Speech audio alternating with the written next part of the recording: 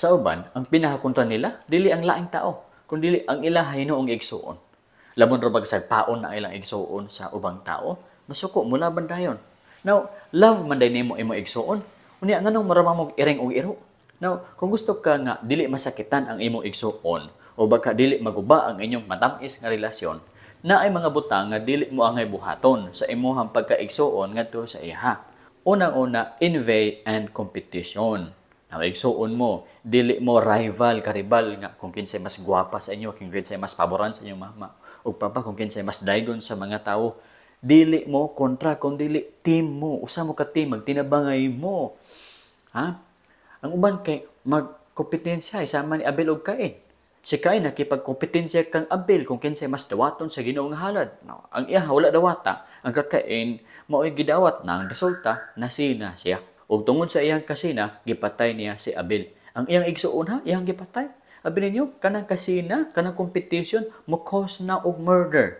Busa bantay gid kanang kasina sa inyong kasing-kasing nga dili kana mo gamot og modako pag-ayo. Kanang kasina, magdala ra nagkagubot sa inyong pamilya. James 3:16 ingon ang pulong sa Ginoo, kay kung hain ang kasina ug ang espiritu sa pagkabahin at tuwa usab ang kagubot ug ang tanang mangilad nga buhat. Ngilad. Gubot. Ang isa igsuon na sakyanan, gwapo nagbalay. Ang isa motor lang. Nasina siya iya dang ginadaot ang iyang igsuon. Ikaduha, pagkatapulan o pagkabagulbulan. Ga-partner kini kasigara sa mga igsuon. Pananglitan ang mama gasugo, okay, dai dong, paghinlo mo sa balay. Ang lalaki, galingkura lang dito sa lingkuranan, gadula o gadget, gadulag Mobile Legends. Samtang ang isa ka anak, babae, mo gapaglimpyo di adto. Ang isa tapulan, ang isa galimpyo pero bagulbulan. Dayon sa nahitabo, pagsigig away, mama, ikaw tapulan jud kay maglabay-lapay din og kanang lampaso dito sa isa. Ang isa pa din mabalos nga mura nag-iring og ero. Kay dili magkasinabot. Ngano man daig magtinabangay mo og trabaho pagkatapos pag humagtrabaho magdula dayon mo unsa man ang dula nga inyong pagadulaon. Unya pod kung dili mo patuoy mo isuon isumbong dayon kung dili mo patuo gyud ay si bagulbol. Ingon pa gani sa Philippians chapter 2 verse 14. Buhatan ninyo ang tanang mga butang sa walay mga pagbagulbol ug mga pagpangutana. Ayon na si bagulbol trabaho diha. Ang mama na magbahalag silot sa iya. Ayaw nakasabi kay manghod ra ka o baka magulang ra ka. Dili na mo tuo sa imo. Sa mama na mo tuo. O ikaw po tapulan. O ingon ba sa Bible? Dili pa kaunon ang tao nga tapulan. James chapter 3 verse 10. Ikatulo, favoritism sa ginikanan. Now, igsuon, dili man ka makabuhat ani ang ginikanan man. Pero mga ginikanan, mao kini ang cause o sahay baka kasigara o usahay nga ang inyong mga anak dili magkayusa kun dili magsisilag away tungod sa inyong pagpabor-pabor, pagpalabi, favoritism.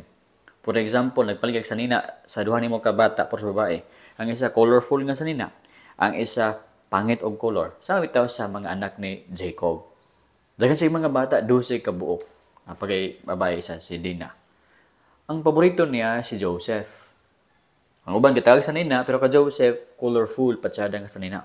Ug ilahang gibaligya si Joseph ngadto sa mga Ishmaelites. O tan-awa di ba? So kung magpabor-pabor ka sa mga bata nimo mag-away-away na sila. Ikaw mo'y hinungdan nga ang bata nimo dili magkahiusa tungod kay nakay pinalabi. Kinsa ang mas bright, mas palabion. Kung kinsa ang mas gwapa, mas palabion. Kung kinsa ang mas dako ug hatag nga kwarta, mas palabion. Abi niyo mga igsoon makita sa mga bata na nga hala, dili kay ko love ni mama. Siya ra ang love kaayo tungod kay gwapa manggod siya, tungod kinamo si kwarta. Ako kay dili kay ko love ni mama, wala ko'y pulos. Di ba? So ang bata, taon mag-uul siya, luoy taon tayo siya, murag feeling niya dili kay siya valuable, useful tungod kay wala man siya mga butang, beauty, ingon na naghatag sa imong magpapa, waka certificates, first honor, second honor, no. Ani pod kung ikaw pod ang bata, baka anak gipaboran, ayo po ipamukha sa imong igsuon nga mas valuable, mas importante gid ka kaysa iyaha. Ipakita nga equal lang tao. Kung gitagaan ka, okay, bahina na, ihatag po sa iyaha. No? Kaya igsuon baya ka mo, magkabulag-bulag mo. In the future, managko ka mo, maproblemahan ka, siya ang motabang sa imo. Kung mo problemahan siya, tabangan nimo siya. Kinsa man dahil laing magtinabangay. Di ba ang managsuon?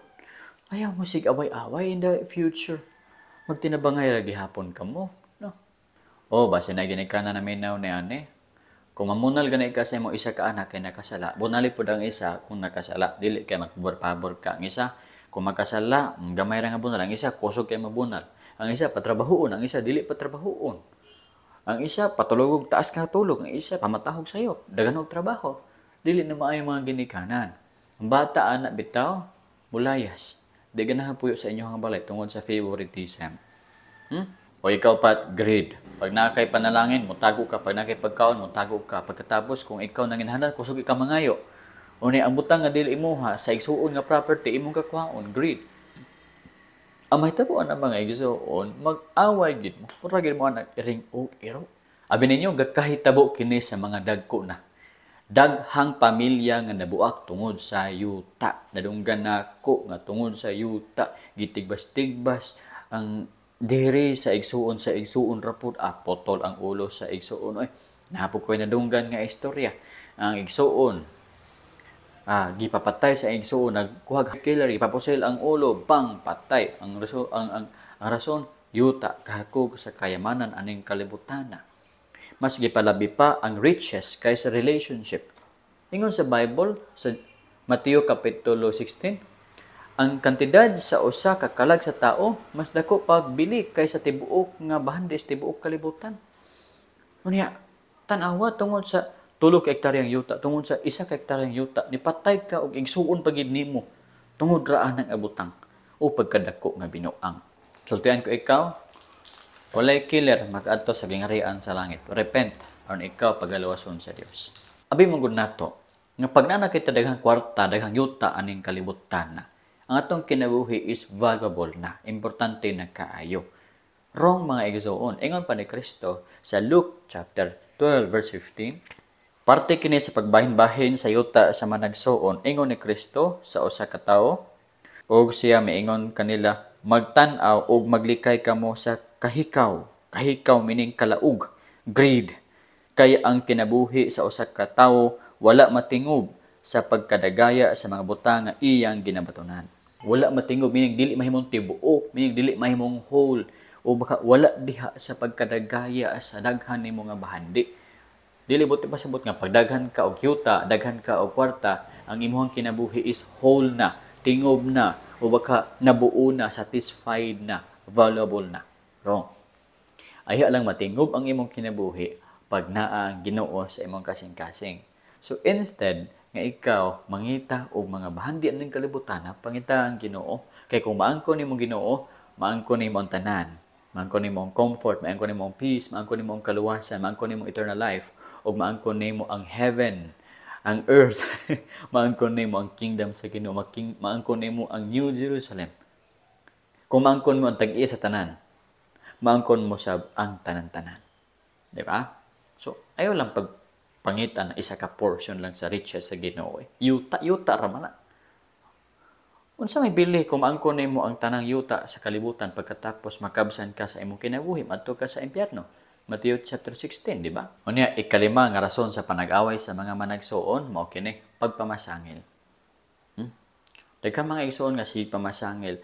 Man, nilaag ba siya ditong dapita maay o bisag wala og galaag di adto, pasangil nga naglaag di adto bisan og gabuhat na o project. Ayaw pamasangil, ha? Aron nga ang imong igsuon, bunal-bunalan para sa mga magpapa. Now, kung tinuod nga siya naglaag, nagbuhat og daotan ditong dapita, mao ka na isumbong nimo aron nga siya bunalan, aron siya magbako. Pero wala ganay siya gabuhat niya nga butang, imurang huna-huna, mo'y gahuna-huna, ayaw na isulti sa mga magpapa mo. Pagpangdaot ka na og pamasangil, mabitaw daghan kay nga mga igsuon nga magsigi og kabulag-bulag kay tungod sa kining dinaotay, linibakay, pamasangil, no? Pamakak. Di ka mamakak, ha? Kaya imo nang igsuon. Later on, pag ikaw matambling sa imong kinabuhi, dito ka mudagan trabaya sa imong igsuon. Ha? Usahira ba mas maayo ta sa ubang tawo kaysa atong igsuon. Mas smile ta, musabot ta sa ubang tawo. Pero atong igsuon, muratag tigre, muratag leon, muratag iring, no? Nung bitaw na nga atong igsuon usahay, mapalayo sa tuwa tungod kay sa ilang panan-aw mura kitag iring. Ha? Be a loving nga igsuon. No? Kung nakasala ang imo igsuon kanimo, pasayloa siya. nangutana ang mga disipulo kang Kristo Jesus, kapila ba nang pasayloon ng amo ang igsuon nga nakasala ka namo? Kapito ba? Ingon ni Kristo Jesus, dili kapito, kundi 70 times 7. 490 times a day. Nagpasabot ng infinite ang imong pagpasaylo sa imong igsuon. Abi mo, pasaylo agad kay kung dili nimo pasaylo ang imong igsuon, ingon ni Kristo, dili usab kaniya pasayloon. Musa pasaylo ang imuhang igsuon. Pag hinigugmaay kamo, ay kamo pag-away-away. Unya, kung imong igsuon, mapahitas-on sud kaayo, sagdi lang. Pasagdi siya magpahitaan siya. Pagpaubos lang. Aron nga dili mo dako ang away. Ayaw nagbalos og taas nga tingog. Kung mag-away mo, ayaw nagbalos og pinasingka nga tingog, kundi pinalumo nga tingog. Proverbs 15:1, ang tubag nga malumo, makapahupay sa kapungot. Apan ang pulong nga mahait, makapukaw sa kasuko. So, kung ikaw, sultihan og dautan sa mga igsuon, pag malumo lang og storya balos, o yung kasuko mahupay. Kaya kung imo nang balusan og hait nga pulong, na masamot ng kasuko, mo na magtinigbasay, magpinatyanay, magsuon raman unta. Okay, so pag hinigugmaay ka mo, pagpaubsanay ka mo, pagpasinsihay ka mo, aron adunay kalinaw, kalipay sa inyong nga panimalay. Pasilua kung siya nakasalaman ka nimo. Salamat sa paminaw. This is the Truth Bible Program.